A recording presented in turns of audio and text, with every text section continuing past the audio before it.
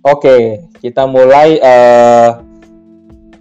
pembahasan kita, dan ini direkam nanti ada di podcast supaya untuk membantu kita mengulang kembali kalau misalnya mungkin ada pesan-pesan saya yang kurang kedengaran. Dan terima kasih.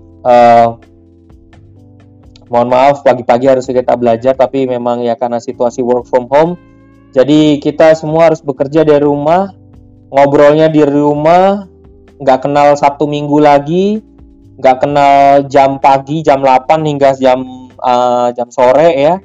Semuanya bisa kapanpun, kita semuanya akhirnya kerja gitu.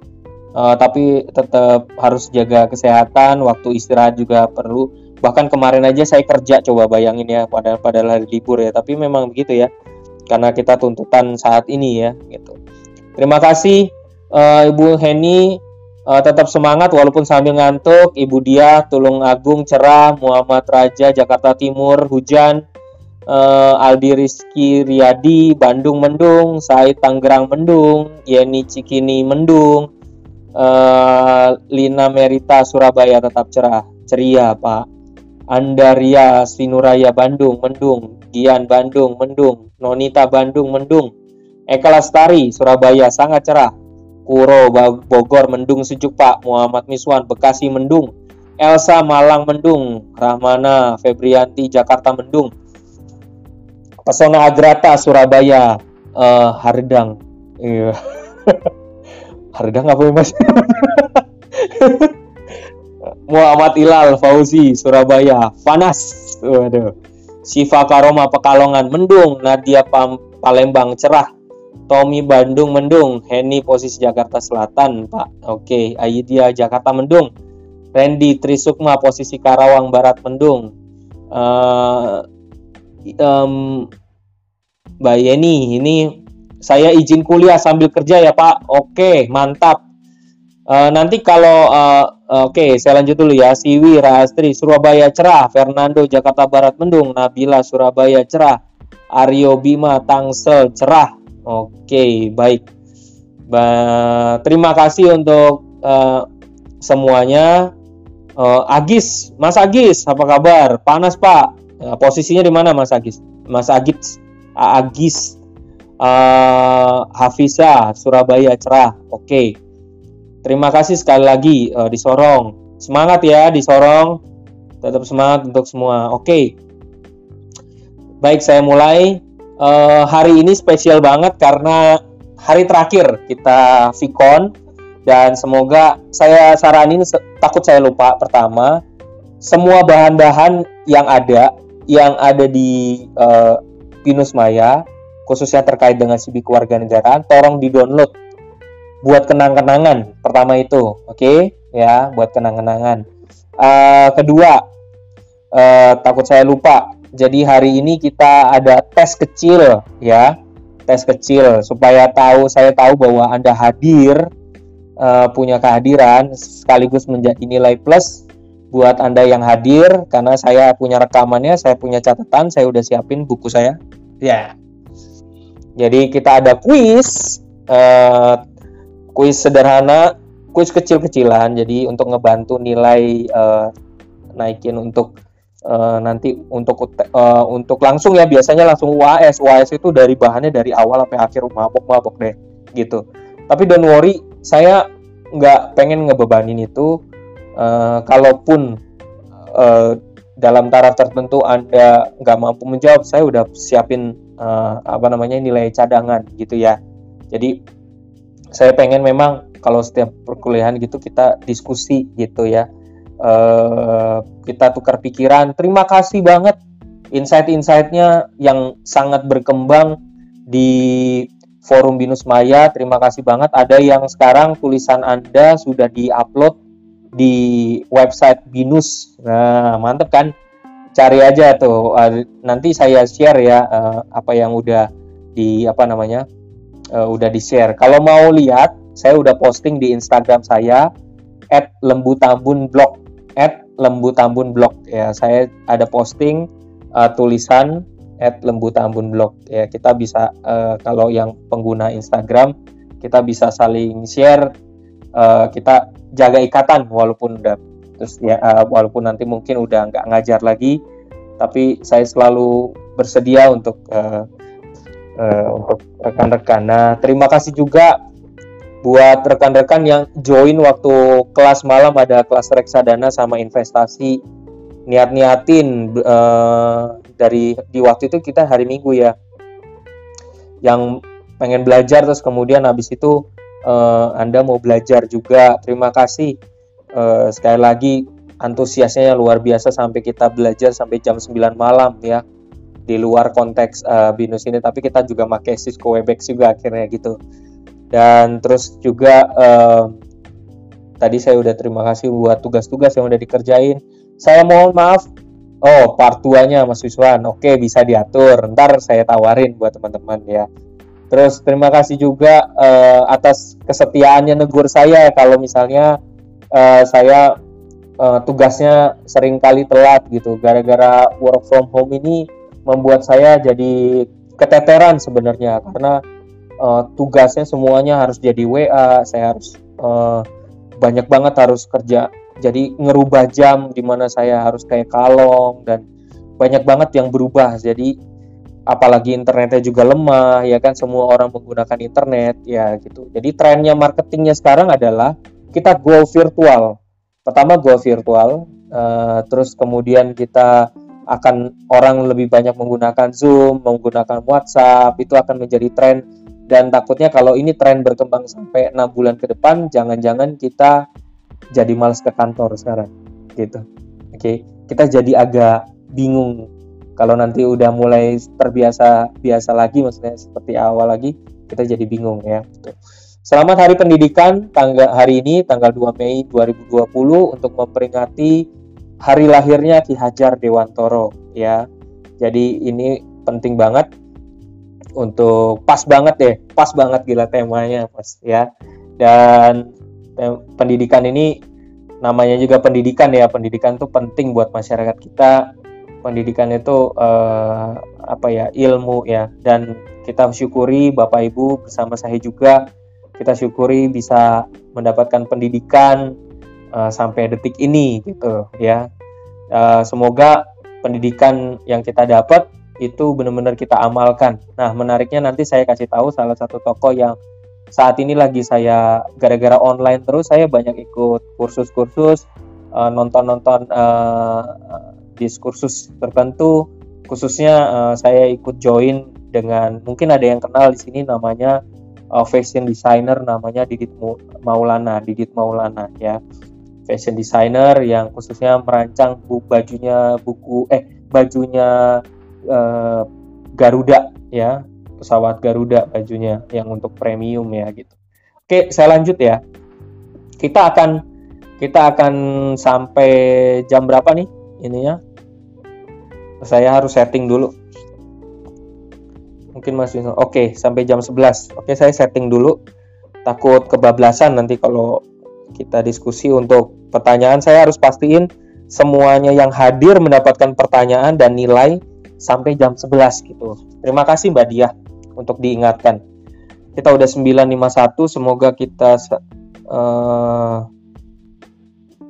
9.51, semoga kita bisa bahas materinya ini cukuplah sampai jam 10 ya. Oke, saya review aja. Oke. Karena bahannya sebenarnya udah di-review dari sebelumnya. Nanti saya akan kasih tahu, saya bocorin ada kisi-kisi yang pernah terjadi di tahun lalu. Jadi itu sekalian buat tes Anda. Nah, nanti siap-siap nih Bapak Ibu yang ada di rumah, yang ada di saat ini, mohon siap jawab ya. Saya urutin berdasarkan partisipan dari atas sampai ke bawah. Jadi udah acak langsung ya, siap-siap ya. Jadi yang muncul saya langsung catat. Oke, saya langsung aja. Hari ini kita sedikit cuman mereview, ada pertanyaan yang saya buat, pertanyaan ringan, tapi kurang lebih dari sesi 10, 11, 12, 13, 14. Ya. Nanti mohon kalau bisa menjawab, langsung bisa menjawab, tolong dinyalain dinyalain mic-nya, terus kemudian habis itu silakan utarakan. Kalau nggak bisa, belum bisa jawab, tolong semuanya ditulisnya di chat. Oke, siap-siap ya. Tulisnya di chat. Kalau masih sambil mikir ya, mau nulis gitu sambil di chat. Ibu Heni, Ibu siap-siap Ibu ya pertanyaannya ya. Boleh ambil papernya, sambil lihat papernya, sambil buka ya. Oke. Sesi 12 tentang Sesi 12, warga negara yang baik, nasionalisme. Nasionalisme adalah satu paham yang menciptakan dan mempertahankan kedaulatan sebuah negara dengan mewujudkan satu konsep identitas bersama. Jadi, nasionalisme bukan sosialisme, bukan demokratis, bukan liberalis, tapi suatu semangat mempertahankan kedaulatan negara. Kalau kita Pancasila, ya nilai-nilai Pancasila itu kita harus junjung tinggi. Nah, itu sifat nasionalisme. Jadi ada identitas bersama yang kita junjung ya. Lanjut.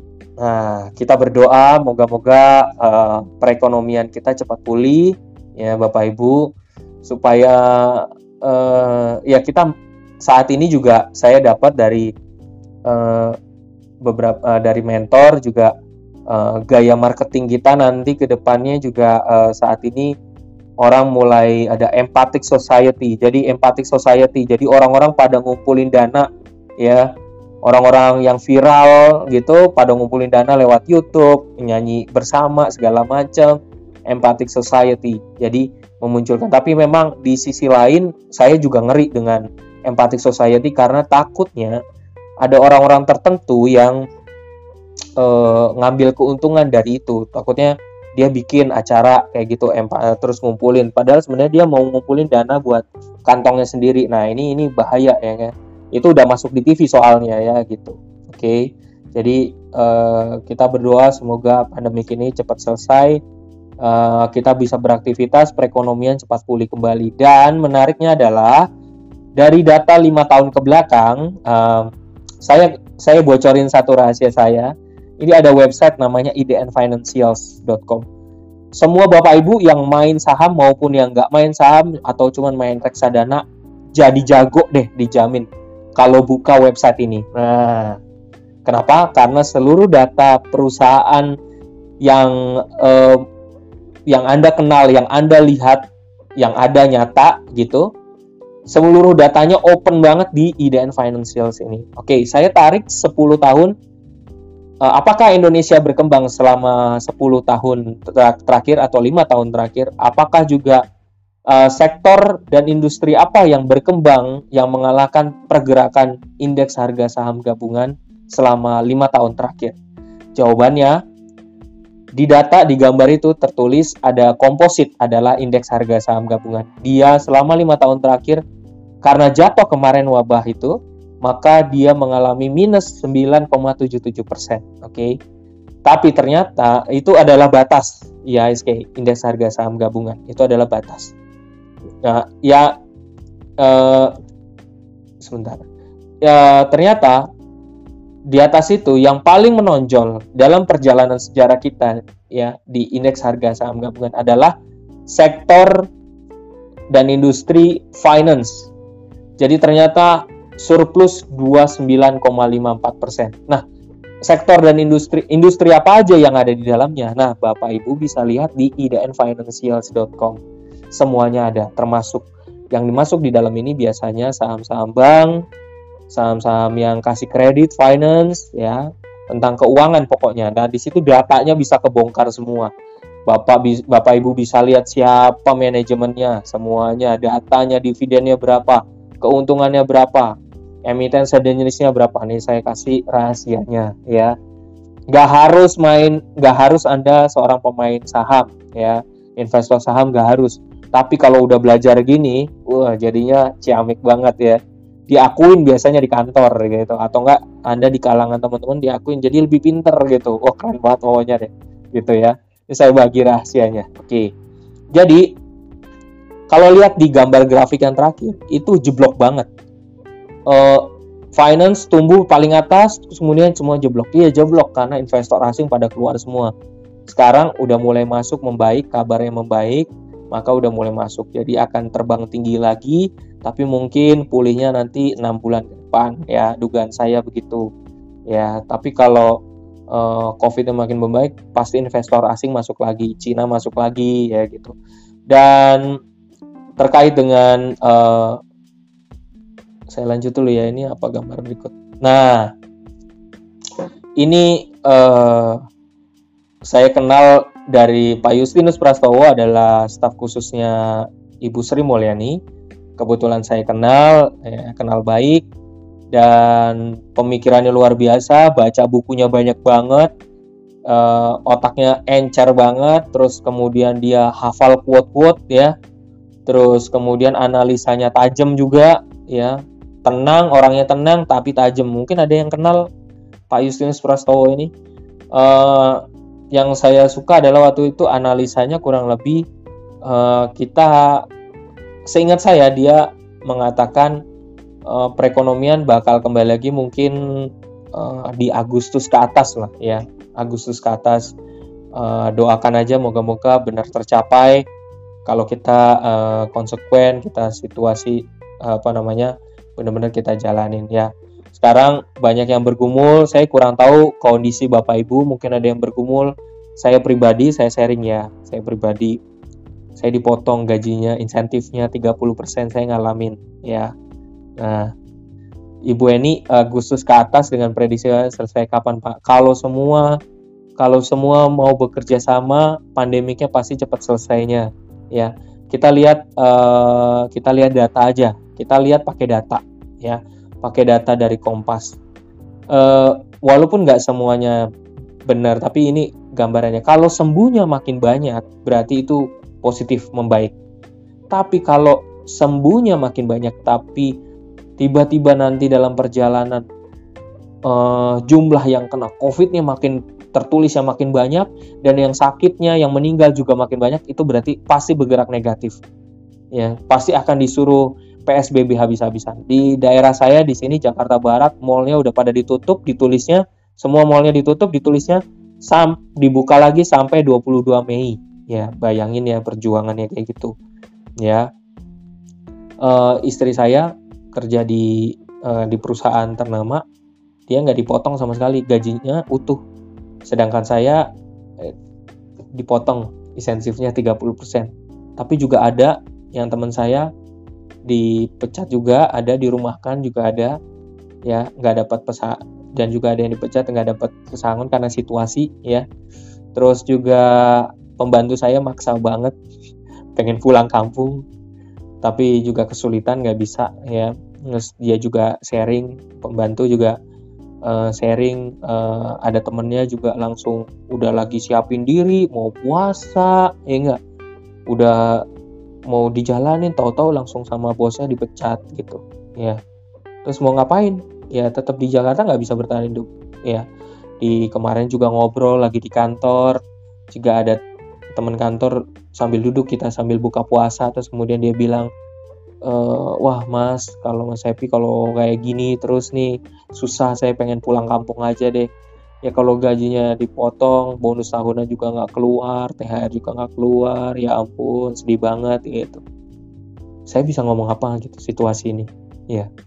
Saya nggak tahu nih kalau misalnya beberapa teman yang ada di sini yang menjadi freelancer, keuangannya bagaimana, apakah pihak yang itu mampu membayar atau enggak kepada Anda gitu. Makanya kita berjuang. Nah, saya menduga,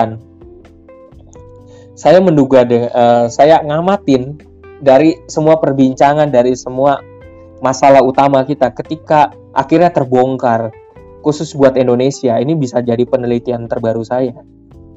Ada pembelajaran dari wabah COVID ini buat orang Indonesia. Satu, pasti punya masalah keuangan. Pasti punya masalah keuangan. Teman kantor saya sampai akhirnya dia cerita, gila, gara-gara COVID gaji gue nggak bakal cukup buat cicilan mobil. Cicilan mobilnya kalau waktu dia keadaan normal, perekonomian normal, nggak masalah gitu. Ya dia mampu bayar. Tapi sekarang istrinya udah udah resign juga, udah dipecat juga. terus kemudian dia harus dengan pemotongan gaji, wah nggak bisa. Mobilnya sekarang udah nggak tahu digadai atau gimana supaya dia dapat pemasukan ya. Jadi ada masalah utama di masalah keuangan. Sekali lagi bener kan, masyarakat Indonesia nggak siap kalau ada situasi kayak begini karena nggak siapin namanya dana darurat. Satu sama lain kita nggak mempersiapkan dana darurat ya. Jadi susah gitu. Maka selagi nanti kalau kembali lagi saya saranin Bapak Ibu, rekan-rekan, kalau kondisinya udah membaik lagi, buatlah dana darurat Anda ya untuk paling nggak minimal 3 bulan ke depan. Anda nabungin dikit-dikit. Kalau ada THR nggak mau dipakai, cepet ditabungin aja, diinvestasiin di Indo Premier, di reksadana pasar uang, diamanin aja. Saya salut loh, soalnya ada yang nelpon loh, benar, ada seorang ibu, kakak kelas bapak ibu, dia tinggal di Bali, terus kemudian suaminya orang Prancis, terus kemudian akhirnya udah lama nggak ngobrol 1 bulan, tiba-tiba tadi malam dia WA saya ngucapin terima kasih. Dia biasanya dia seorang freelancer, seorang freelance, dapat pemasukannya dari luar negeri, dia bekerja untuk ngerjain tugas-tugas dari perusahaan besar. Tapi memang saat ini gara-gara COVID duitnya agak berkurang karena perusahaan yang nggak mampu bayar.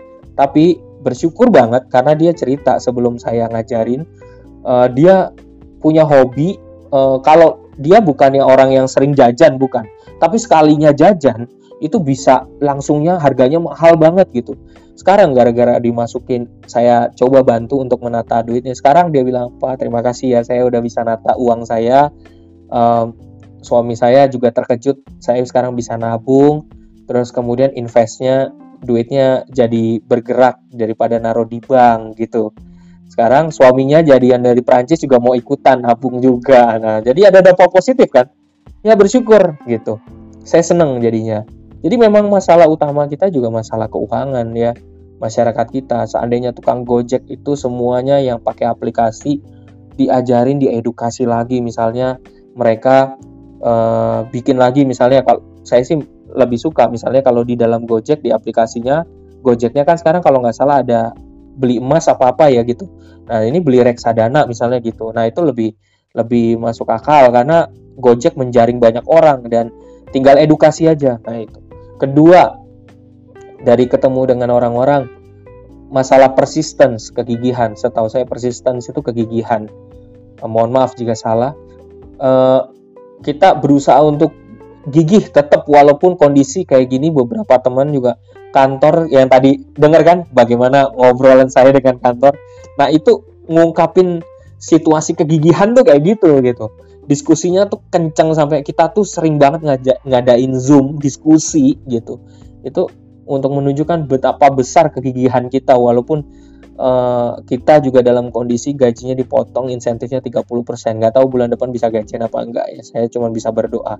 Tapi bersyukur saya bisa bertahan karena saya udah mempersiapkan dari awal dana darurat itu untuk situasi kayak COVID ini. Karena situasi COVID ini bisa datang kapanpun lagi gitu. Ya mungkin bukan namanya COVID ya. Mungkin namanya Kora atau apa gitu ya, bisa kejadian. Jadi kita harus, banyak juga yang keluar dari investasi juga, banyak orang-orang yang narik duitnya udah naruh lama di asuransi terus kemudian narik karena panik, terus kemudian habis itu dia juga nggak bisa bayar juga ya kan, mau diapain lagi ya gitu. Tapi kita harus di situasi kayak gini, misalnya kayak misalnya kita mulai banyak nih kegigihan orang-orang tuh mulai banyak jualan online ya, makin banyak. Terus mereka cari tambahan, ada yang jualan, saya di dekat rumah sini ada yang jualan somai ya. Terus kemudian yang teman Bali, yang teman kantor juga yang ada di Bali juga cerita ada orang yang lagi karena untuk sementara nggak kerja, terus kemudian harus jualan, mungkin kena PHK ya, terus kemudian akhirnya jualan, nggak malu dia jualan pakai motor di Bali ya gitu. Jadi semua berjuang, Bapak Ibu, semuanya berjuang, kita sama-sama berjuang. Kalau kita gigih, kita juga sekali lagi kita bisa pakai yang saya bilang, kita sambil, karena kita online terus, kita bisa survei online, kita bisa kerjain, kita cari freelance kerjaan freelance yang di internet yang dari luar negeri, kita bisa kerjain, dibayarnya dolar ya kan. Jadi Dan ketiga adalah perseverance, ketekunan. Itu sih. Diuji banget kita sekarang nih. Persistence dan perseverance kita diuji banget. Dan saya saranin ada satu buku yang wajib Anda baca. Ini hasil penelitian Grit. Ya, aslinya kalau mau bahasa Inggris bisa beli di purpose.com. Kalau mau Grit yang udah bahasa Indonesia ini bisa dibeli di Gramedia. Nah, itu untuk ngebantu banget karena kebetulan saya lagi riset tentang Grit ini. Saya harus ngumpulin data, nanti mohon kalau boleh Bapak Ibu saya minta bantuan untuk menjadi responden saya, minta izin kalau diperbolehkan ya gitu. Terima kasih atas supportnya karena saya butuh bantuan untuk riset karena saya melihat pas banget nih. Saya ngambil penelitian ini pas lagi konteksnya dampak COVID. Ada orang cemas, ada orang sedih, ada yang gembira, ada yang putus asa, ada yang sedih gajinya dipotong besar, ada yang panik banget kalau gajinya dipotong. Ya ampun. Ya, situasi kita. Nah, ini Mas Didit. Ya. Ini Mas Didit Maulana, kebetulan lagi kolaborasi kantor saya dengan dia, dan gila banget dia seorang fashion designer, bukan motivator, fashion designer yang mulai dari nol. Terus kemudian saya dapat akses untuk ikut semua kursusnya hari ini, dan bersyukur banget dia bahas tentang bagaimana membangun brand, bagaimana tentang memulai dari nol. Saya dapat ilmunya, saya bagi ya. Walaupun saya ada rekamannya, tapi tidak diperbolehkan untuk bagi. Tapi saya dapat insight yang menarik dari dia apa? Saya, Bapak Ibu, mungkin pernah ngerasa bersalah, atau sampai saat ini mungkin bersalah, merasa bahwa kuliah yang saya ambil tuh salah sasaran. Oke? Ya, salah sasaran. Orang ini fashion designer, tapi sekolahnya, dulu kuliahnya S1-nya adalah arsitektur. Nggak nyambung kan? Oke. Ternyata kuliah itu membantu kita bukan untuk menjadi pintar dengan bahan-bahan itu, mengambil bahan-bahan itu untuk sebagai studi kita atau makin kelihatan keren dengan S1 kita, bukan. Tetapi ternyata S1 yang kita pilih, jalanilah, dan itu akan membentuk pola pikir kita gitu. Membentuk pola pikir kita. Jangan pernah berhenti belajar gitu. Dan kedua, belum tentu kuliah yang Anda ambil itu akan memprediksi pekerjaan Anda di masa depan gitu. Tapi menjadi pola pikir sekaligus akhirnya membantu Anda menemukan passion Anda. Lihat ya, sekarang ada orang yang misalnya udah kerjanya di hukum ya, terus kemudian gara-gara work from home akhirnya sekarang dia punya tambahan di jadi sering masak. Nah, ternyata masak itu menjadi passionnya gitu. Kayak saya kerja di peripus.com. Saya bagian untuk sosial media spesialis, tapi saya punya passion saya. Ternyata saya akhirnya gara-gara dia nih, Mas Didit ini, saya punya passion untuk mengulik tentang dunia online gitu. Untuk menjadi blogger, terus kemudian saya juga akhirnya belajar jadi podcaster, ya. Jadi jangan-jangan itu passion saya gitu, untuk menjadi motivator, membuat orang, tapi bukan motivator yang jualan banget gitu, enggak, tapi akhirnya saya bisa menemukan gitu. Oh, saya baru ngerti kuliah yang kita terima itu enggak akan 100% akan kita pakai di akhir, tapi membangun pola pikir kita itu akan membantu. Passionnya nanti dalam perjalanan Anda masing-masing akan menemukan. Nah, itu insight-nya dari Mas Didit. Saya kaget dia. Kalau mau dengar podcastnya, buka aja di Spotify. Jadi gini gitu ya. Jadi gini, nanti saya share. Jadi gini nanti kita bisa nemuin ya. Nanti saya share ya. Oke, ini ada salah satu. Ini udah 10:11. Ini ada salah satu fintech. Kalau misalnya Bapak Ibu punya modal gede, ya, tapi nggak punya usaha, nggak usah khawatir, karena ada Investri yang udah terdaftar secara OJK, dan menurut saya aplikasinya jauh lebih detail daripada Amarta maupun Coinworks, yaitu adalah Investri. Karena data perusahaannya diperlihatkan, dia klasifikasi diperlihatkan, semuanya grade-nya diperlihatkan. Kalau Anda punya seorang pemodal, duitnya gede, misalnya mau diputar di mana lagi ya, di reksadana mungkin gue nggak biasa, gue pengen bangun usaha nih tapi bingung mau mulai dari mana, nggak punya usaha, udah invest saja di Investri, bisa ya.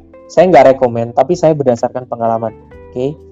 Dan dari pengalaman dampak COVID-19 ternyata benar juga kalau Anda ini membantu banget untuk membangun usaha. Dan pas saya lagi COVID gini, saya analisa lagi, ternyata benar ya, kalau lagi dampak COVID ya mereka juga nggak bisa bayar ya gitu ya. Situasinya sama-sama sulit nih, perekonomian soalnya berhenti gitu, nggak berhenti total tapi melambat lah gitu ya dampak COVID ini.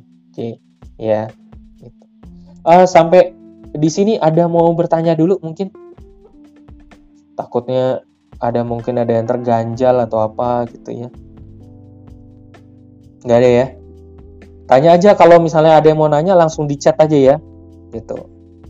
Oke, ini hadiah dari saya 8 situs nonton buat buat refreshing aja sih gitu ya. Buat refreshing ya. Nah, saya lupa apakah saya pernah bagi ini. Tapi kurang lebih saya udah pernah bagi ini belum ya? Ini ilmu saya, karena kita pertemuan terakhir, maka saya kasih ilmu digital marketing saya buat Bapak Ibu supaya, karena ini memang konteksnya adalah karena kita di Indonesia dan kita harus tahu banyak ilmu sebenarnya yang di internet itu orang Indonesia tuh harus tahu benar. Oke. Ada satu website namanya alexa.com punyanya Amazon. Alexa ini bisa memprediksi top 500 site untuk orang di country-nya di Indonesia. Nah, kita bisa lihat top 500 site website apa yang 500 teratas ya, di Indonesia. Itu bisa buka aja alexa.com dan lihat menu paling bawah, lalu pilih, kalau nggak salah di sana ada pilihan top 500 site kayak gitu. Jadi ini membantu kita dalam pekerjaan kita, membantu tahu di mana kita harus apa sih yang sangat viral, website apa yang sebenarnya sangat viral, alat ukurnya mana. Menurut saya alexa.com itu jempolan gitu. Jadi saya bagi resepnya. Kedua, kalau misalnya mau buat kontak, misalnya ya satu link namanya kontak.com. Kalau ingin membuat satu link, ketika satu link itu masuk dan di sana ada, misalnya Anda punya referensi tentang website tertentu, atau tentang Anda mau biografi buat Anda, misalnya alamat emailnya ini buat segala macam, bisa pakai kontak.com. Oke, ada orang bilang sekarang kalau misalnya diskusi pakai kalau linknya kepanjangan pakai Bitly. Nah, Bitly itu udah terkenal banget kan Bitly ya, kayak gitu. Bitly itu sebenarnya trennya populernya sempat ada di masa di mana Bitly ini dipakai untuk short, mohon maaf ya kalimat saya ya, untuk pornografi ya. Paling viral Bitly ini untuk short website, membuat untuk bikin lebih singkat.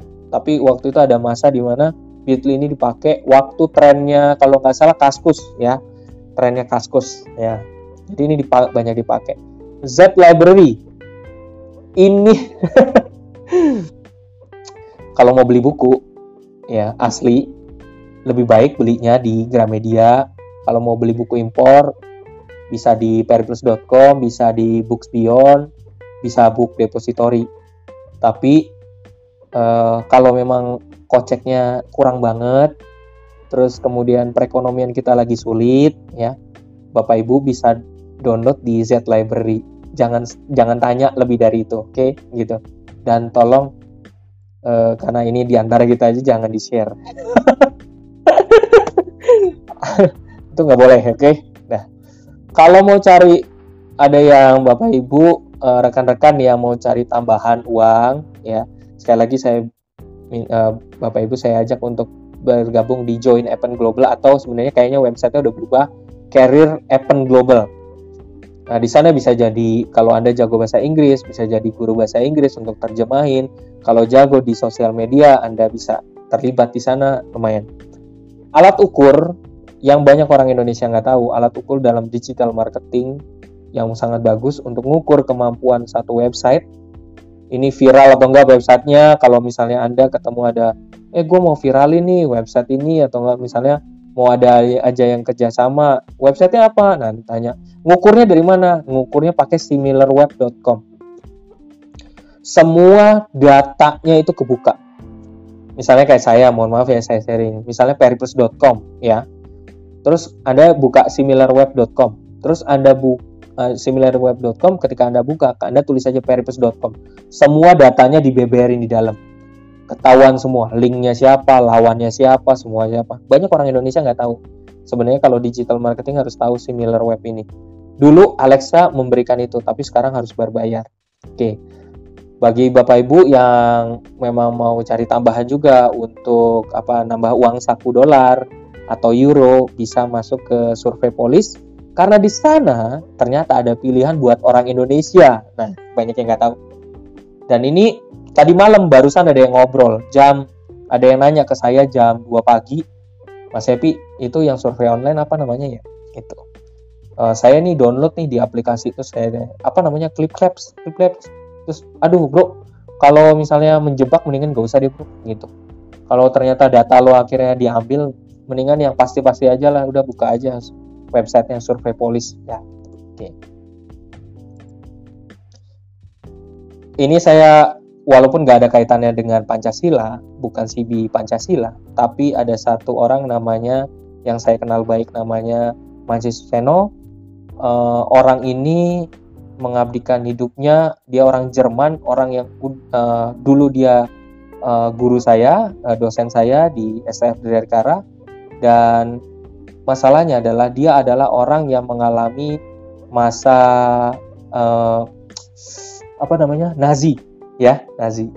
Habis itu dia pindah ke Indonesia, tapi justru ketika dia pindah ke Indonesia, dia nggak bisa lupa sejarah Nazi, tapi orangnya Indonesia banget.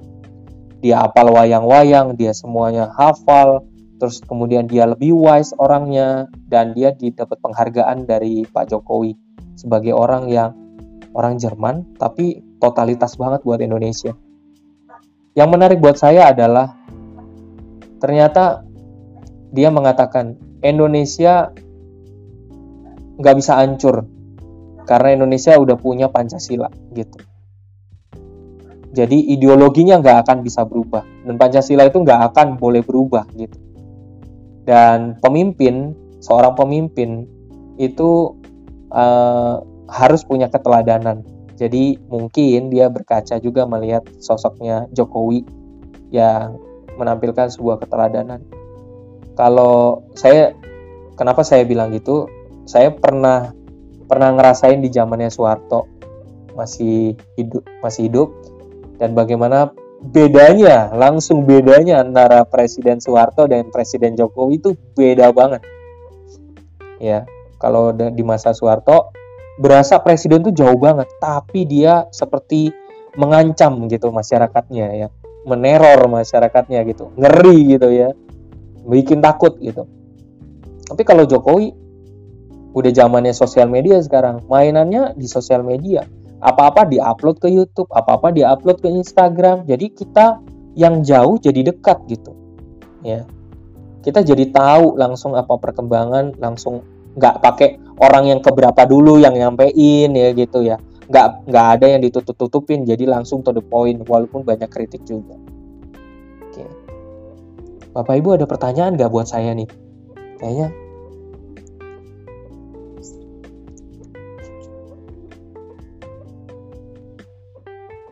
atau jangan-jangan lagi pada istirahat minum kopi semua nih yang hadirnya, enggak ya? Iseng.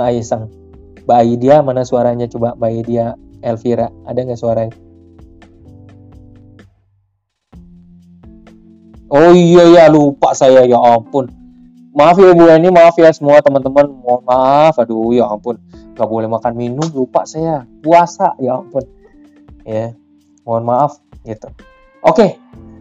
Sekali lagi saya mohon maaf. Selamat buat yang menjalani puasa, mohon maaf ya. Aduh, saya sampai lupa diri ya. Soalnya saya juga belum dari subuh. Saya ini udah dari jam 4 bangun pagi. ya udah mandi, belum makan pagi sama sekali karena langsung ada kerjaan kantor, langsung konferensi, langsung lanjut sini dan lanjut langsung mungkin sampai jam 1 siang. Jadi belum makan pagi juga, mohon maaf banget. Jadi mungkin saya juga lagi ngirit ngomong. Oke. Kalau gitu karena saking ngirit ngomong, semuanya nanti nulisnya di chat ya, gitu kalau boleh. Tapi kalau ada yang bisa ngomong langsung aja. Oke, siap. Kita lanjut. Kita sapa Mas. Setelah ini langsung ada pertanyaan nih. Ketika saya buka ini, saya ada pertanyaan yang akan saya lempar yang hadir di sini. Oke. Tiba-tiba nanti kalau ada teman yang masuk, tolong diinfo di chat ya. Jadi gitu. Jadi saya sekarang siapkan pulpen untuk bersiap untuk mencatat jawabannya ya. Untuk kita akan mulai. Kebetulan ada podcastnya juga, jadi bisa kerekam nanti. Oke, kita akan mulai dari Mas Muhammad Hilal. Silakan sapa dulu saya. Mas Muhammad Hilal ada hadir? Bisa tulis. Mas Muhammad Hilal.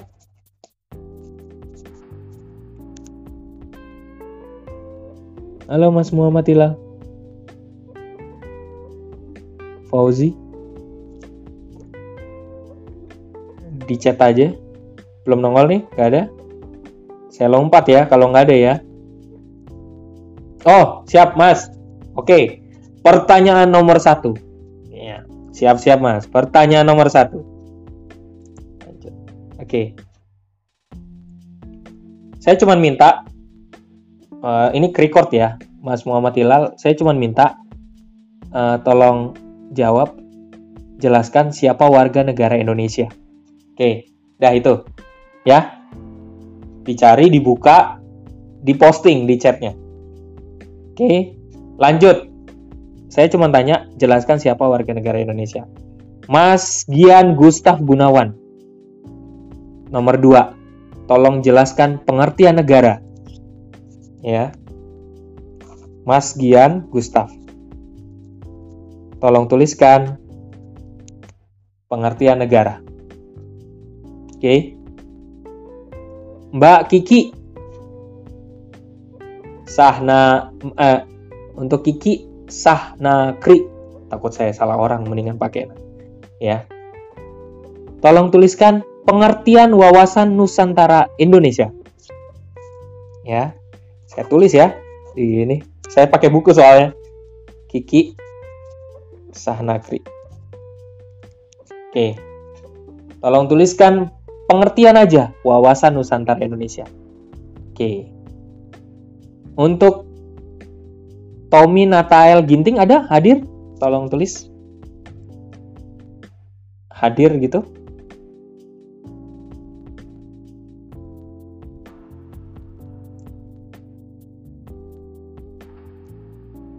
Oke, tadi Kiki Sahnakri ada nggak? Tolong tulis hadir ya. Saya mau mastiin bahwa HP-nya benar-benar, maksudnya hadir gitu walaupun. Oke, siap. Untuk Tommy Natael Ginting ya, tuliskan 3 isu global. Ya, tuliskan 3 isu global yang saat ini ya. Jadi jangan yang lampau, yang deket-deket aja yang saat ini ya. 3 isu global yang menjadi perhatian warga global ya, gitu. 3 isu global aja ya. Kalau udah ketemu jawabannya langsung posting. Ya, langsung. Untuk Mas Muhammad Hilal, Mas Gian Gustaf, kalau udah ketemu jawabannya langsung posting. Oke. Berikutnya saya lanjut ya. Tadi Mas Tommy, berikutnya adalah apakah hadir Aldi Rizky Riyadi? Saya tulis ya.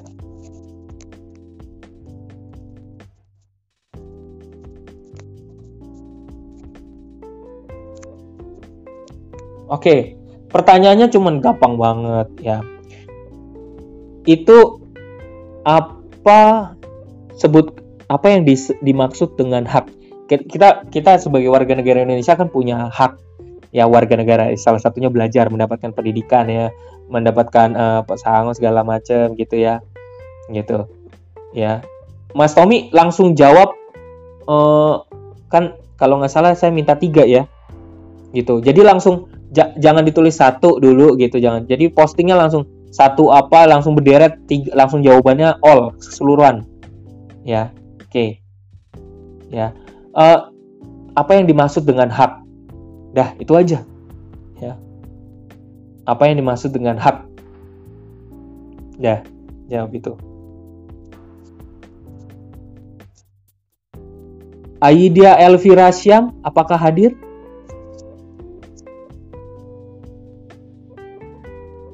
Oke, saya naikin dulu chat saya nih.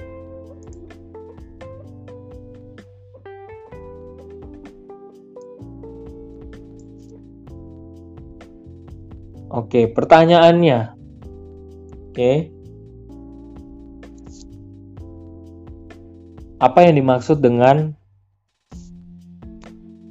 hak ekonomi? Ya. Apa yang dimaksud dengan hak ekonomi? Cari aja pakai internet atau buka artikelnya, yang lecture note-nya, terus kemudian diracik, nggak usah di copy misalnya di kalimat yang pendek aja, karena kalau terlalu panjang juga ini nggak bisa muat banyak ya, chatnya agak, kalau satu pembahasan hak ekonomi ditulis di copy paste dari lecture note ya, terus kemudian diposting gitu langsung penuh banget, full banget. Jadi bikin ringkasan pendek aja, bikin tulisan pendek aja gitu ya. Terima kasih Mas Tommy atas jawabannya. Oke. Mbak Elsa, saya tandain ya. Terima kasih Mas Tommy, ini saya udah tandain. Terima kasih atas jawabannya mengenai pandemi COVID, mengenai asal mulanya. Terus isu perang antara US dan Iran yang bisa terpicu karena petinggi militer Iran yang wafat oleh militer US, dan isu Presiden Korea Utara wafat, ini lagi tren banget nih ya. Sampai isu Presiden Korea Utara wafat juga sampai jadi masalah global juga, bisa keren juga ya, karena nuklirnya sebenarnya nuklirnya ini ya. Oke. Saya udah tandain Mas Tommy, terima kasih atas jawabannya. Langsung saya lanjut ke Elsa Triana Sinaga, ada? Oke, Mas Gian Gustaf Gunawan, terima kasih. Saya tandain. Negara merupakan sebuah konstruksi nasional yang bertujuan untuk mengatur kehidupan warga negara dan membawanya untuk mencapai kebaikan bersama yang dapat dicapai melalui sebuah konstitusi. Thank you. Untuk Mbak Elsa Triana ya. Jelaskan dengan singkat apa yang dimaksud dengan keberagaman. Dah, itu aja. Ya. Kalau bisa jangan search-nya di Wikipedia ya. Wikipedia terlalu kasar kalau bikin terjemahan, bikin jawaban itu. Kalau bisa sih jangan dari Wikipedia itu sih, gitu ya. Oke, thank you Mbak Elsa, aku tunggu ya. Berikutnya Yeni Kristiani, ada? Standby? Oke. Pertanyaan berikutnya. Pertanyaan agak kasus ya. Bagaimana menurut Anda untuk mencegah konflik sosial yang disebabkan oleh perbedaan suku di Indonesia? Ngambil aja contoh yang dekat. Bagaimana cara mencegah, minta solusi dong, mencegah konflik sosial yang disebabkan oleh perbedaan suku di Indonesia. Ya kan ada di tetangga itu kan debat soal suku gitu kan, ada juga ya kan, kemudian konflik hebat segala macam. Minta solusinya dong. Oke. Mbak Yeni aku tandain. Ditunggu ya Mbak Yeni jawabannya. Berikutnya Eka Lestari Ningsih, ada posisi? Oke.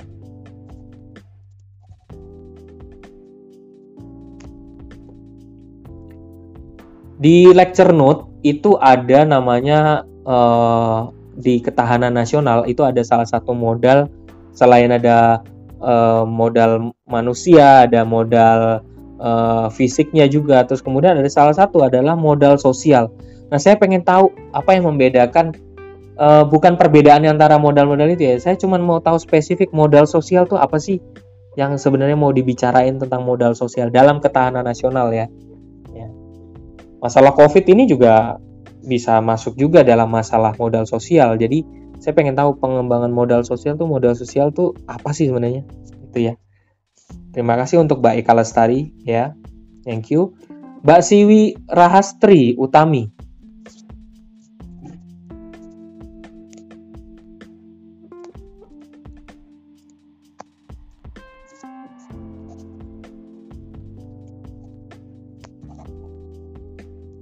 Berikutnya ya.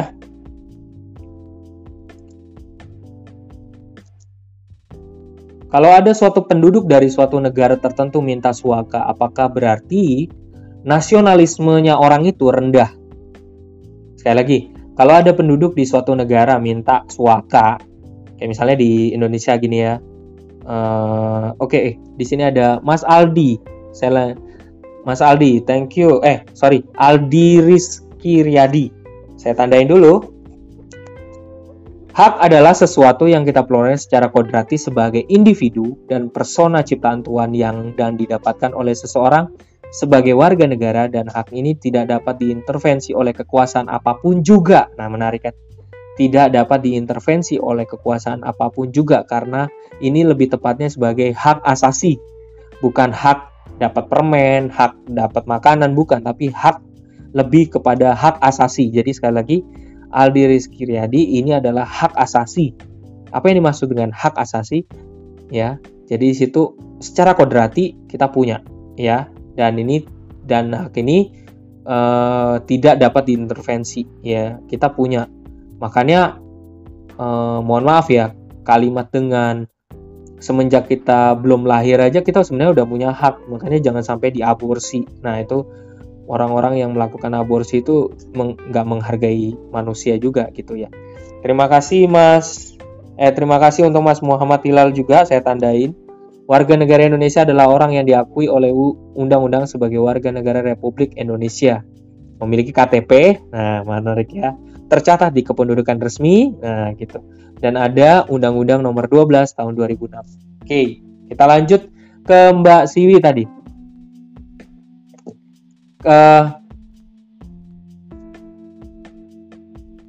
Mbak Siwi, kalau ada suatu dari negara tertentu minta suaka, apakah berarti nasionalisme orang itu rendah banget? Karena di Jakarta sini, di Kalideres ini banyak banget orang yang minta suaka. Apakah berarti mereka memiliki rasa nasionalisme terhadap negaranya sendiri itu lemah atau enggak? Oke. Berikutnya saya lompat dulu ya, nanti jawaban untuk Rahmana Febrianto ada?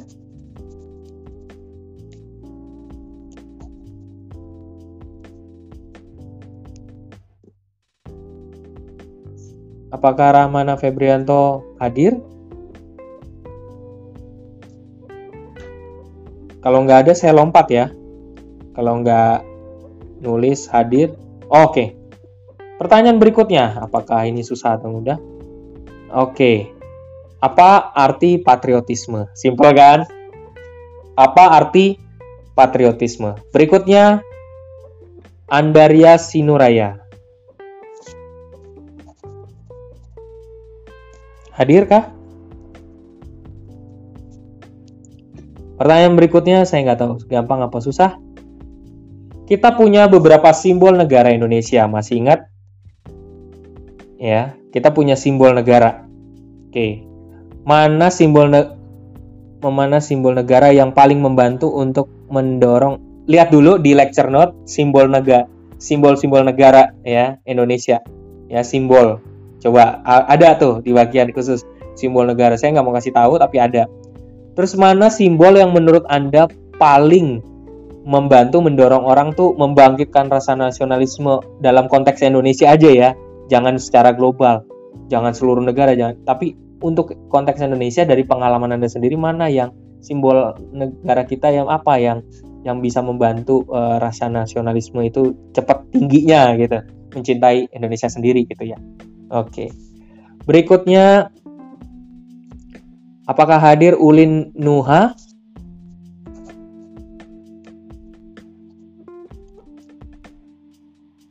Oke, di sini terima kasih buat Mbak Aidia Elvira Syam. Saya tandain dulu. Elvira. Apa yang dimaksud dengan hak ekonomi? Thank you. Tentang hak ekonomi adalah hak untuk melakukan kegiatan ekonomi seperti bertransaksi, memproduksi barang atau jasa, menjual atau membeli barang jasa, hak atas gaji, hak melakukan jual beli. Ya, oke. Thank you ya. Untuk Elsa Triana Sinaga, saya tandain dulu. Keberagaman adalah kondisi masyarakat di mana terdapat perbedaan dalam berbagai bidang seperti suku bangsa, ras, agama, ideologi politik, sosial, budaya, dan ekonomi. Yes, benar. Itu konteks keberagaman tuh demikian. Jadi masyarakat kita kok kompleks banget. Jadi kompleks, sangat kompleks. Kita di mana kita tinggal, punya bagai bahasa, ada bahasa yang beda, persepsi yang berbeda, ideologinya berbeda, konteks sosial budayanya satu sama lain berbeda, ekonominya juga berbeda, ada yang miskin banget, ada yang kelas menengah, ada yang kaya banget ya. Jadi beda-beda. Terima kasih.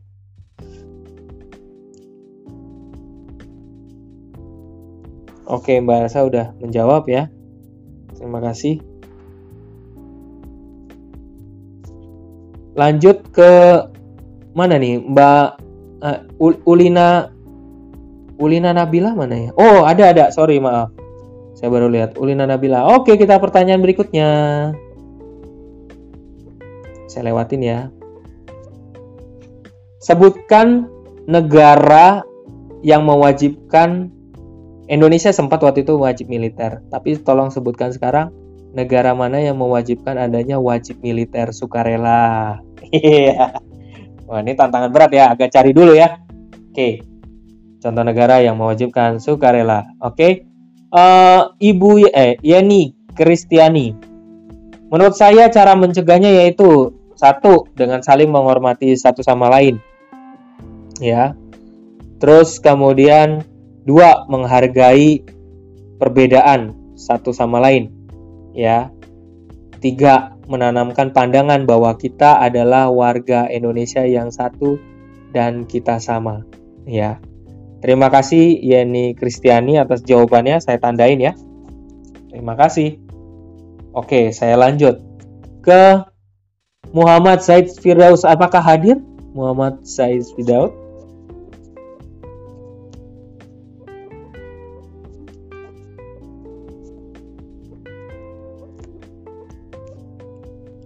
Oke, lanjut ya pertanyaannya. Jangan kesusahan. Minta tanggapannya nih, Mas Muhammad. Waktu itu kita agak mundur ke belakang ya. Waktu itu desas-desusnya harga satu masker tuh 100.000 yang N95 ya. Waktu pas awal-awal masker gitu ya. Itu luar biasa banget. Bagaimana tanggapan Mas Muhammad tentang yang mungkin aja di Tokopedia sekarang ada yang sekarang udah bukan jualan masker lagi, sekarang jual cairan buat cuci tangan ya gitu. Kalau tanggapannya dong, kalau misalnya harganya tuh mahal banget kayak gimana? Mungkin ada yang masih masang harga di Tokopedia harganya mahal. Minta tanggapannya, Mas. Apapun itu. Thank you, Mas. Mas Muhammad Said Firdaus. Berikutnya, apakah hadir Mbak Nonita Sari Sihite? Oke, Mbak Nonita. Oke, saya lanjut dulu ya pertanyaan buat Mbak Nonita biar memberikan waktu.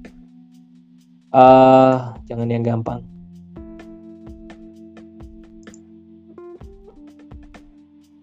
Oke. Sebutkan, saya minta 3 contoh sikap nasionalisme yang sudah kamu lakukan dari pengalaman hidup ya. Mbak Nonita, sebutkan 3 sikap nasionalisme yang sudah kamu lakukan. Thank you. Itu aja pertanyaannya untuk Mbak Nonita.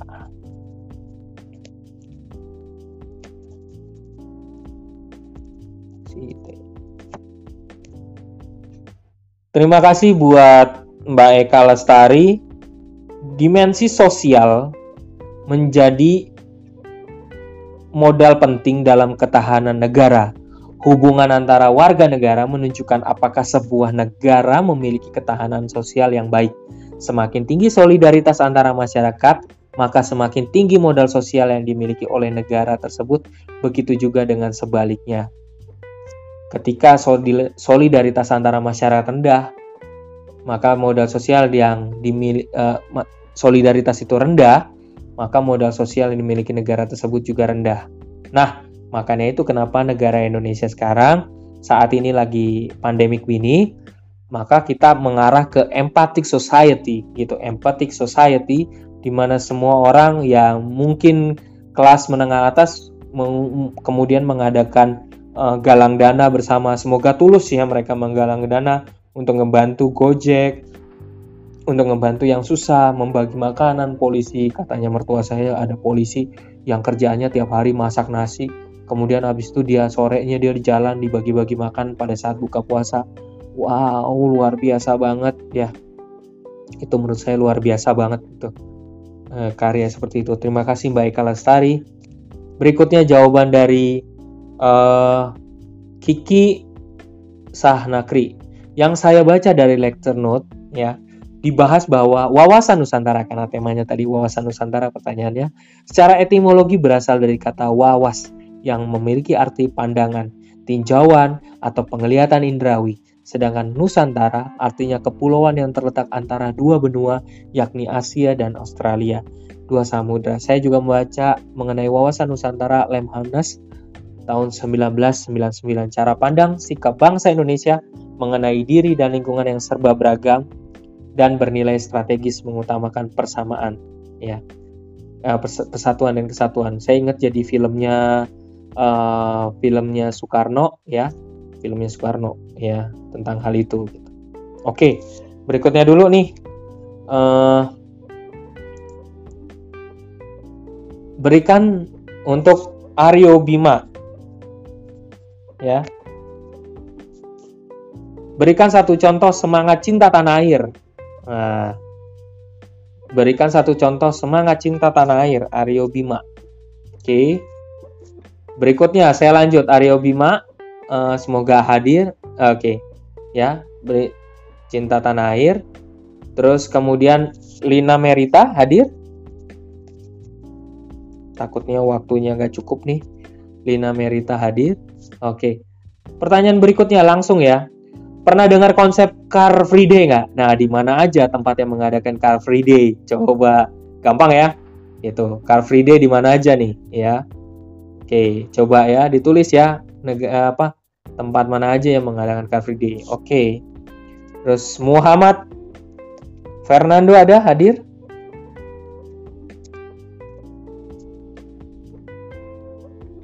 Oke, lanjut ya. Moga-moga gampang. Oke, mendadak anak Anda ceritanya memakai bendera merah putih sebagai taplak, kan nggak tahu kan anak kecil. Taplak buat mainan di rumah. Ya, ini pernah kejadian sama saya. Taplak di rumah buat mainan di rumah. Bagaimana tanggapan Anda? Minta tanggapannya ya. Oke. Terus hadir Mbak Siva Karomah.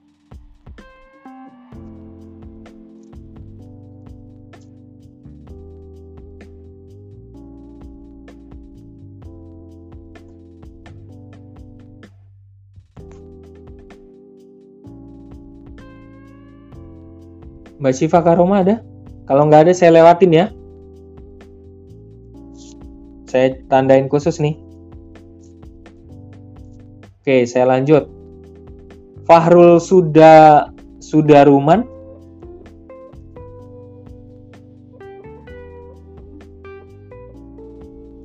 Belum. Belum Mas Agit. Sabar ya. Fahrul Sudaruman ada? Oke, siap, mantap.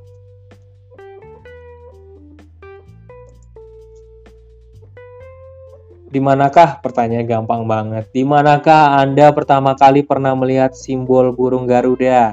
Coba ingat ya. Di mana pertama kali Anda Pernah lihat. Kapan, tahun berapa kalau bisa gitu ya. Oke. Terima kasih. Lanjut. Hafisa Narindra. Ada?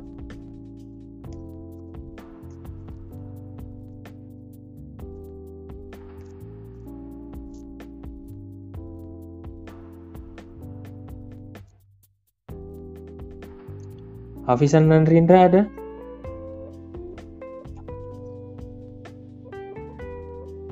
Hafisa Narindra. Kalau nggak ada saya lewatin ya. Oh, ada. Oke. Pertanyaan berikutnya. Nah, ini film namanya Crash Landing on You. Oke. Nasionalisme yang ditanamkan kalau di Korea Selatan itu suka banget namanya pasang iklan atau pasang foto prajurit atau orang-orang di sana nampilin tokoh prajurit, film-film juga banyak nampilin tentang konsep-konsep prajurit. Nah, kalau Indonesia supaya nasionalismenya berkembang harus nampilin apa ya? Ayo putar otak nih buat Hafisa Narindra supaya nasionalisme di Indonesia tuh bisa berkembang banget gitu. Oke. Ya, terima kasih ya. Gitu. Mas Aryo Bima kayaknya jawabannya ada yang terputus mungkin itu ya. Lanjut ya. Muhammad Miswan nih. Mana nih? Hadir nggak? Oke, berikutnya apakah susah atau gampang nih pertanyaannya? Gampang banget. Cuman dimintai tolong. Lambangnya ketuhanan yang Maha Esa di burung Garuda lambangnya apa? Lambangnya. Ya. Kalau bisa dikasih tahu sedikit kenapa lambangnya itu, gitu. Nggak apa-apa ya, boleh. Lanjut ya. Sekarang Mas Agits. Hadir nggak Mas Agits? Mana nih orangnya?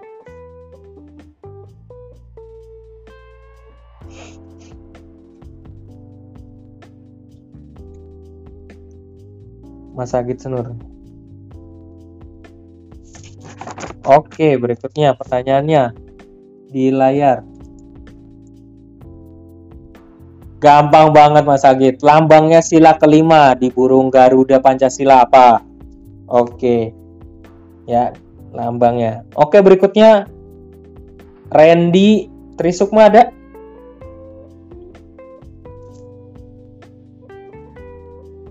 Oke, berikutnya.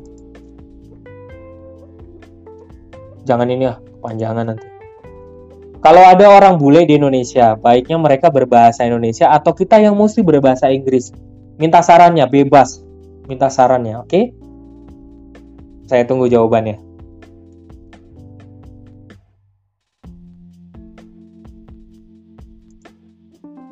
Berikutnya, untuk Arwani. Ada Arwani?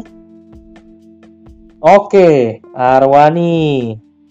Selain bahasa Indonesia yang Anda kuasai, Anda asalnya dari mana sih? Bahasa daerah apa yang Anda kuasai? Atau ada bahasa lain apa yang Anda kuasai? Mandarin, ke Jepang, ke Korea, ke Monggo, silakan. Pertanyaannya gampang banget kan? Untuk Arwani. Thank you, next. Muhammad Raja ada? Muhammad Raja?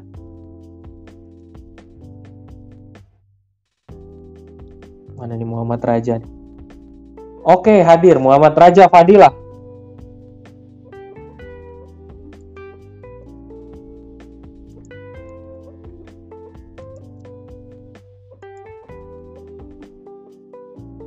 Berikan satu contoh aja partisipasi Anda sebagai warga global. Tadi ada isu global kan. Jangan nyontoh yang itu, tapi berikan salah satu contoh yang mungkin Anda udah pernah lakukan sebagai partisipasi Anda sebagai warga global ya. Oke. Contoh nyata yang mungkin Anda pernah lakukan sebagai warga global ya. Oke. Itu. Singkat padat jelas saja. Oke. Berikutnya Pesona Agrata ada?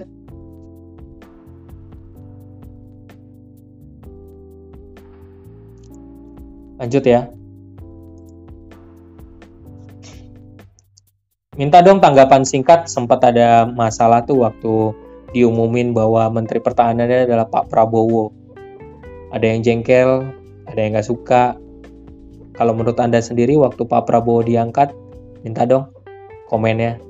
Bagaimana tanggapan Anda waktu Pak Prabowo itu dipilih menjadi Menteri Pertahanan? Mungkin pernah tahu itu? Siap, ditunggu ya. Singkat padat jelas. Nadia Lukita?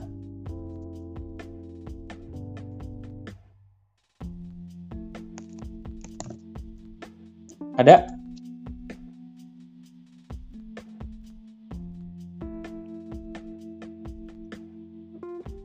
Oh, Siva Karoma. Oke. Pak, maaf tadi saya dipanggil. Sebentar.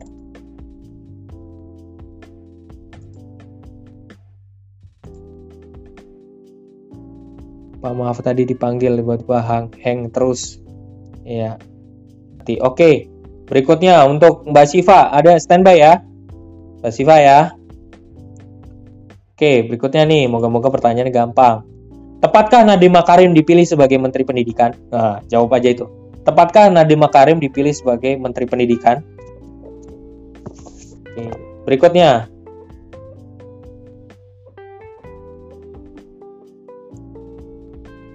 Ibu Heni ada? Standby? Ibu Heni?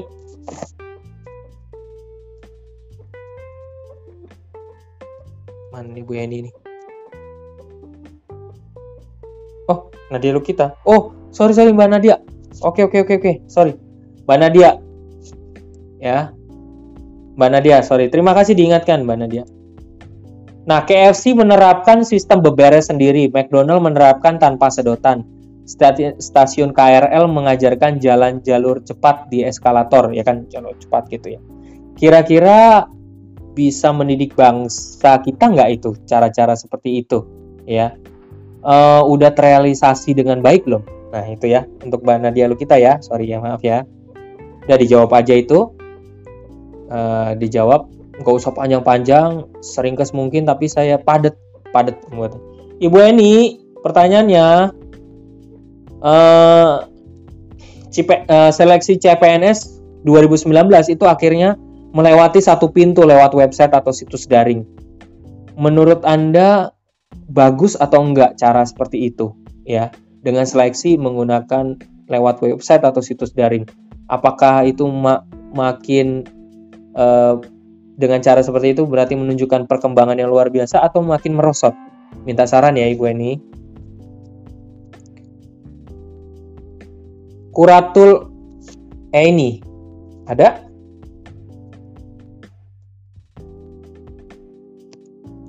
Oke, berikutnya.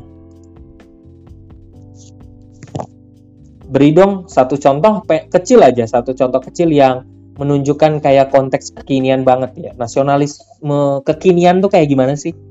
Contoh nasionalisme kekinian tuh gimana? Ya, contoh kecil aja. Thank you. Berikutnya. Mas Bayu Sulistyo ada?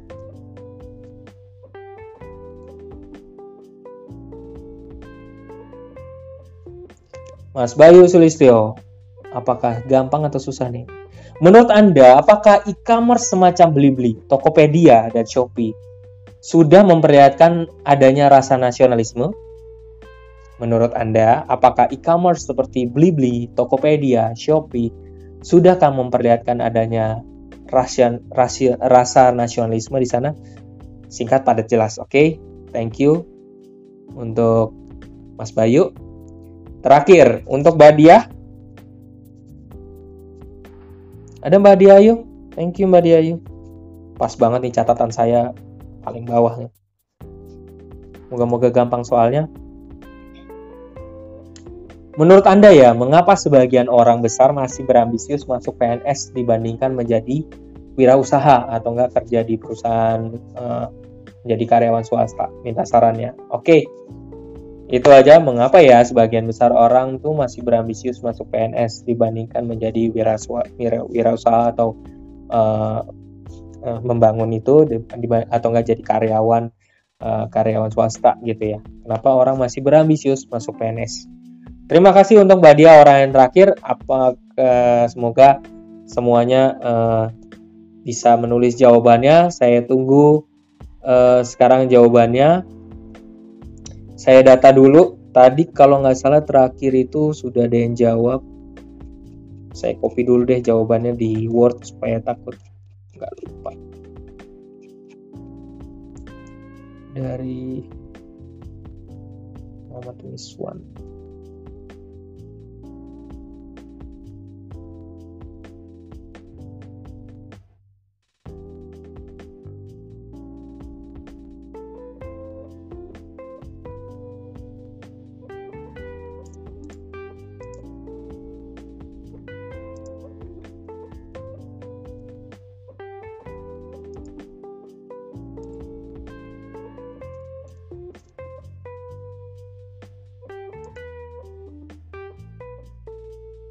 Saya tunggu ya jawabannya.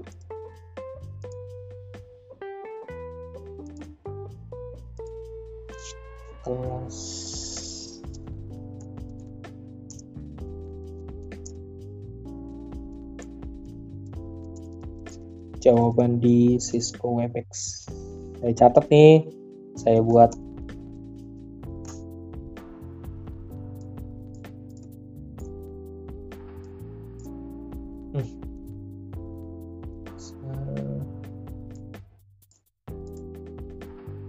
Tadi Eka Lestari sudah. Berikutnya Mbak Kiki tadi sudah juga. Terima kasih dari lecture note tentang wawasan Nusantara. Thank you juga buat Uli Nabila. Saya tandain Uli Nabila. Jadi negara yang wajib militer adalah Korea Utara, Korea Selatan, Thailand, Mesir, Singapura. Oke, karena saya udah tandain. Terima kasih. Terus berikutnya Aryo Bima, sikap cinta tanah air, membeli menggunakan produk dalam negeri, terus kemudian habis itu mencintai karya bangsa, mengurangi pembelian produk dari luar negeri, mulai membiasakan diri, ya misalnya contoh ya paling terus kemudian ada taat membayar pajak, yes itu penting banget, pajak itu, dan tidak golput, yes cuman beriin suara kok, jadi nggak perlu golput ya. Kalau terkait dengan beli produk dalam negeri ya paling gampang, misalnya waktu itu saya debat sama istri, kok sepatu ini pernah dengar nggak sepatu Pakalolo itu dalam negeri gitu. Oh begitu ya, dan enak juga di kaki tuh sepatu Pakalolo. Biasanya saya beli di Ramayana ya Pak ya, saya lupa Robinson apa itu, dan itu sepatunya tuh nyaman banget kalau dipakai ya gitu, jadi cocok. Bisa juga Brodo, saya pernah tahu Brodo itu di Bandung ya, Brodo itu juga itu saya ketemu CEO-nya juga luar biasa banget ya, karya-karyanya. Bisa beli juga sepatunya Brodonya di website ya gitu, karena berkembangnya dia di Bandung. Oke. Terima kasih Mas Aryo Bima, saya tandain ya Aryo Bima. Oke. Berikutnya Nonita. Nah, ini udah jam 11 nih, ayo buruan jawab ya. Oke. Nonita Sari Sihite. Sikap nasionalisme yang sudah saya terapkan dalam kehidupan sehari-hari, jaga ketertiban masyarakat, terus kemudian memelihara kebudayaan yang ada di Indonesia, menjaga kerukunan dan toleransi umat beragama. Terima kasih Mbak Nonita. Oke, thank you. Berikutnya Mas Watfaiz Firdaus. Mana nih namanya nih? Oke. Seiring bertambahnya kasus dan kepanikan warga, harga masker medis naik.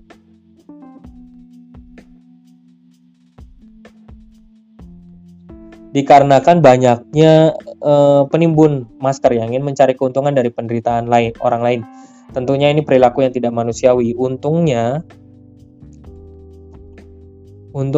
setelah pemerintah membolehkan masker kain, maka permintaan masker kurang diminati. Thank you Mas Muhammad Zaid Firdaus, terima kasih. Mas Warul Sudaruman, thank you. Saya masih ingat pertama kali melihat burung Garuda itu masih duduk di bangku taman kanak-kanak ya, tahun 2001. Nah, terpasang papan tulis, yes, dan ini membekas banget juga buat saya. Waktu itu pengenalan Pancasila dan lagu Indonesia Raya. Thank you. Siwira Astri Utami ada. Thank you jawabannya. Menurut saya tidak. Sebab penduduk yang melakukan suaka karena negara terjadi konflik sehingga keberadaannya terancam atau ketidakadilan pemerintahan di negara tersebut.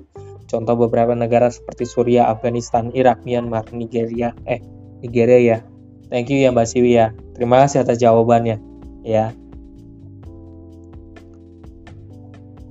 Hafisa Narindra.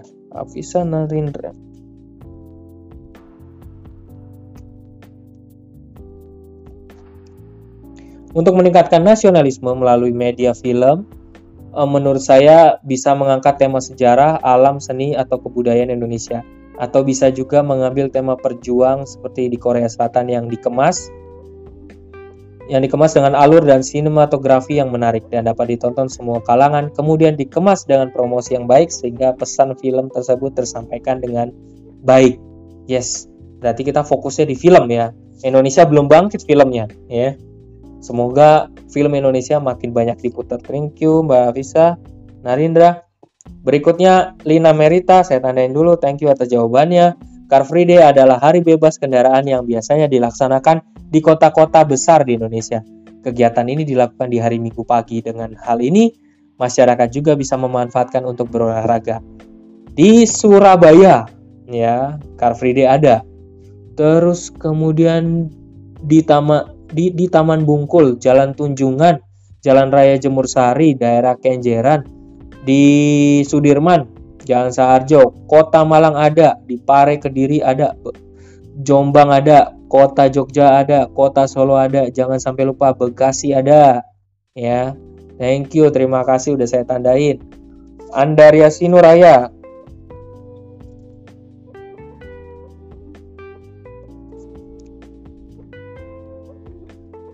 Ada 4 simbol. Indonesia Raya, benderanya, burung garudanya, bahasa nasionalnya. Ya. Bahasa Indonesia dan simbol nasional yang paling membantu untuk mendorong rasa nasionalisme menurut saya. Yaitu burung Garuda yang memiliki tulisan Bhinneka Tunggal Ika. Sebagaimana Indonesia dengan beragam di dalamnya, namun diminta untuk tetap bersatu. Jadi, menurut Mbak Andaria, jadi yang paling membantu, paling mendorong nasionalisme adalah burung Garuda ya. Oke, burung Garuda. Terima kasih Mbak Andaria. Nadia Lukita, oke. Mas Agits, saya tandain. Thank you Mas Agits jawabannya. Lambang sila kelima burung Garuda, padi dan kapas, melambangkan pangan dan sandang yang merupakan kebutuhan pokok semua rakyat Indonesia tanpa melihat status dan kedudukan. Status atau kedudukan, semoga udah lihat ya. Padi dan kapas, pohonnya kapas sudah pernah lihat ya. Jadi kalau ya simbol kemakmuran ya, padi butuh kita untuk kita makan. Kapas itu juga bagian penting juga ya. Buat kebutuhan kita juga ya, kapas ya. Gitu. Oke, terima kasih. Akits. Lalu lanjut Muhammad Miswan. Bintang emas dengan perisai hitam ini melambangkan sila pertama, yaitu ketuhanan yang Maha Esa. Mana tadi tuh kok kelewatan? Tuhanan yang Maha Esa. Bintang emas ini diartikan sebagai cahaya, ya. Cahaya ini seperti Tuhan yang membagi cahaya yang lain. Terima kasih, Mas Wiswan.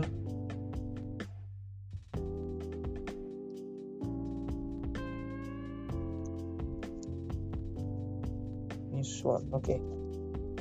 Berikutnya patriotisme, Rahmana Febrianto. Patriotisme, sikap berani, pantang menyerah, dan rela berkorban demi bangsa dan negara. Oke. Mbak Roni, terima kasih. Yaitu jawabannya adalah bahasa daerah. Bahasa Jawanya 40%, bahasa Sundanya 40%. Bahasa lainnya, bahasa Inggrisnya adalah 30%. Terima kasih, Arwani. Bahasa yang saya kuasai bahasa daerah. Oke. Rendri Trisukma, terima kasih atas jawabannya. Menurut saya harusnya bisa menggunakan bahasa Indonesia dong, orang bule. Karena dalam bahasa Inggris, kalau saya bertanya kepada turis bahasa Inggris, apa bisa bahasa Indonesia?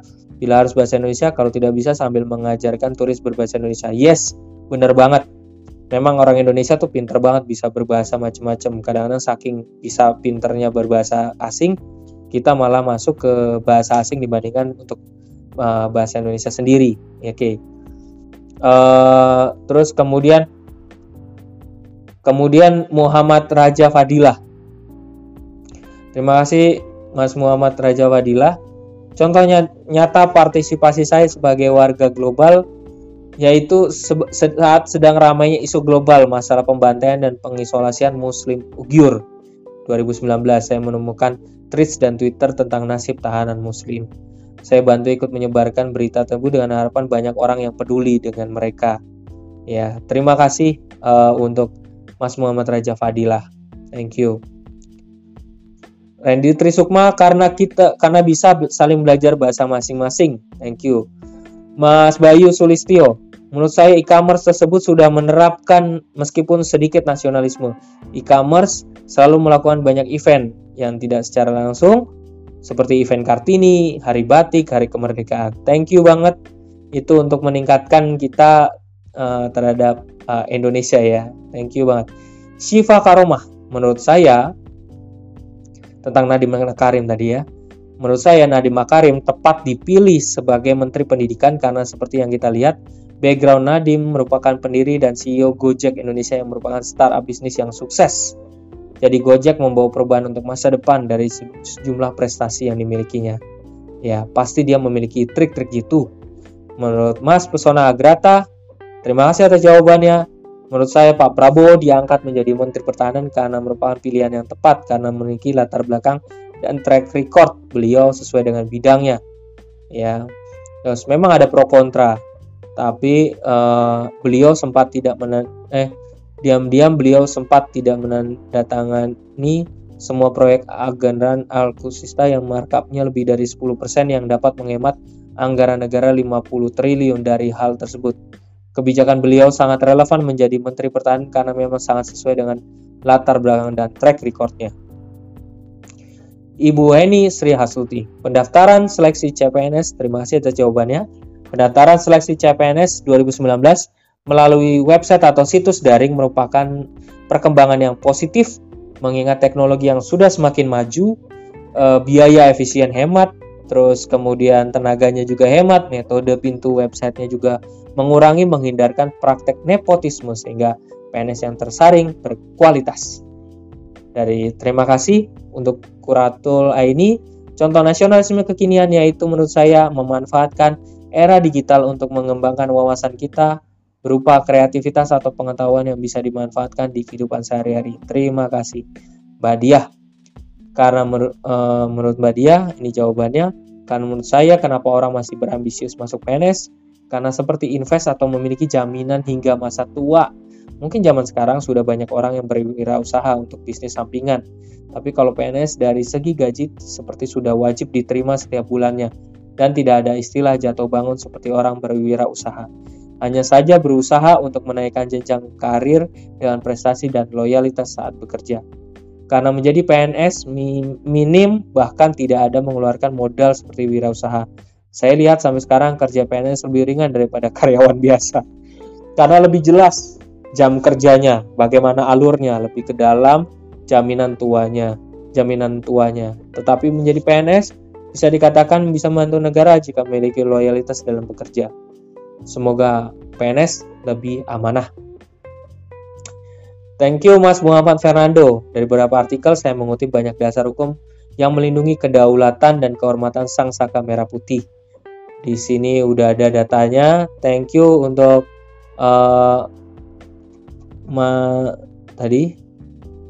Mas Muhammad. Ya, jadi ada Undang-Undang Nomor 24 tahun 2009. Terima kasih tentang simbol dan kedaulatan kehormatan negara. Terima kasih. Nadia Lukita, KFC menerapkan sistem beberes sendiri. Ya, kira-kira udah mendidik belum? Tadi KRL juga kayak gitu. Menurut saya mendidik bangsa karena menerapkan sistem beberes sendiri, membuat kita lebih menghargai orang lain dan saya singkat aja. Dan juga dari eskalator tadi ya, jalan cepat di eskalator kita belajar di BINUS juga diajarkan gitu ya. Jadi tahu mana jalur yang harus didahulukan ya, banyak. Jadi harus banyak ada di sini banyaknya gerakan-gerakan yang mengajak gerakan positif. Semoga bisa mendidik bangsa menjadi lebih baik. Oke, Muhammad Fernando, saya sebagai orang tua Jika anak saya menyalahgunakan bendera merah putih yang bertentangan dengan kedaulatannya, saya akan menasihatinya dan menjelaskan makna dan simbol kepada anak saya. Saya akan jelaskan dengan menyesuaikan kata-kata yang dapat diterima dan dimengerti oleh anak. Terima kasih. Oke. Mungkin sekian dulu. Mohon maaf waktunya karena harus kelas 1-nya saya harus masuk. Terima kasih banyak yang belum menjawab, yang mungkin ada kelupaan atau apa. Silakan langsung WA ke saya di 0819 050 82435, 0819 050 82435. Dan terima kasih untuk siang ini. Thank you banget, berbobot banget. Sorry banget waktu Anda jadi terpotong, jadi sangat banget kurang karena tadi saya ada masalah dengan kantor. Dan thank you banget atas pertemuan kita hari ini. Keep in touch ya, kita keep in touch, tetap jalin relasi. Nanti ada satu lagi bahan yang untuk forum terakhir. Mungkin di situ saya minta tolong kasih masukan buat saya, insight-nya apa, mungkin saya kurang becus dan harus apa. Mohon minta masukannya. Saya senang banget kalau ada masukan yang buat saya yang dirasa memang kurang, gak usah ragu untuk kasih tahu saya. Misalnya Pak Epi ngomongnya belebet, Pak Epi kesana kemari, Pak Epi jelek lah segala macam. Gak apa-apa. Saya senang untuk membangun diri saya. Terima kasih Ibu Eni atas ujiannya, totalitas ngajarnya. Thank you banget. Saya yakin saya ngerasain bagaimana perjuangan orang kuliah, jadi saya harus maksimalkan kemampuan saya. Ya. Thank you banget semuanya. Sampai jumpa di kesempatan berikutnya. Nanti saya email bahan-bahannya ini. Thank you banget semuanya. Mohon maaf atas banyak kekurangan. Thank you atas Vicon kita kali ini dan sukses selalu. Semoga ilmu yang didapat menjadi, kesimpulan saya, menjadi pola pikir kita, membantu pola pikir kita menjadi jauh lebih hebat. Dan semoga Anda menemukan passion Anda. Walaupun mungkin kuliah ini nantinya nggak menjadi berakhir ujung untuk meningkatkan apapun, tapi semoga ini membantu pola pikir Anda menjadi luar biasa dan Anda menemukan passion yang Anda cintai. Thank you, sampai jumpa. Untuk part 2-nya tentang saham nanti akan saya info. Mas Miswan selalu dukung, support saya selalu. Thank you ya. Bye bye, miss you. Bye bye.